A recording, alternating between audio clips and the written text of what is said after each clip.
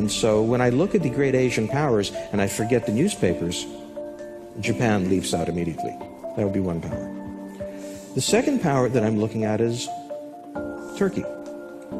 Turkey now is the 17th largest economy in the world. It is larger than Saudi Arabia. It has an army and a military capability that is probably the best in Europe, with the possible exception of Great Britain. They could beat the Germans in an afternoon and the French in an hour if they showed up.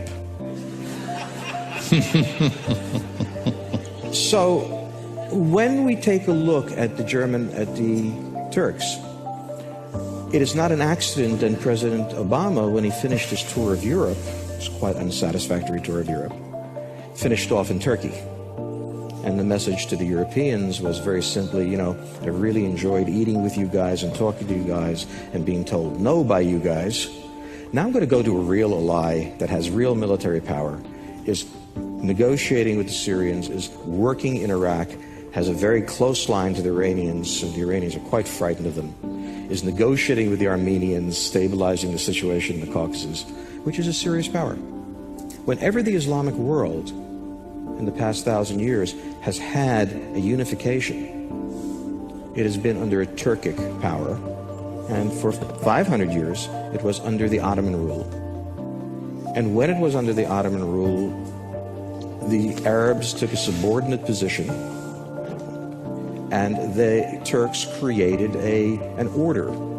Now, for the past 100 years, Turkey has been in a very strange position that it was never in before, because it was surrounded by first the Europeans, and then the Russians and the Americans.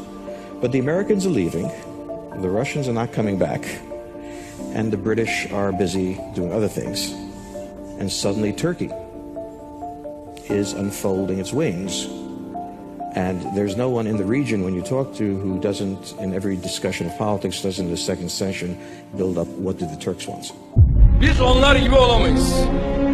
Biz vicdanımızı, adalet duygumuzu, hakkaniyet ölçülerimizi bir kenara bırakarak sadece kendi menfaatlerimiz için önümüze çıkan her şeyi ezip geçerek hareket edemeyiz. Bunun için Suriye'deki, Irak'taki,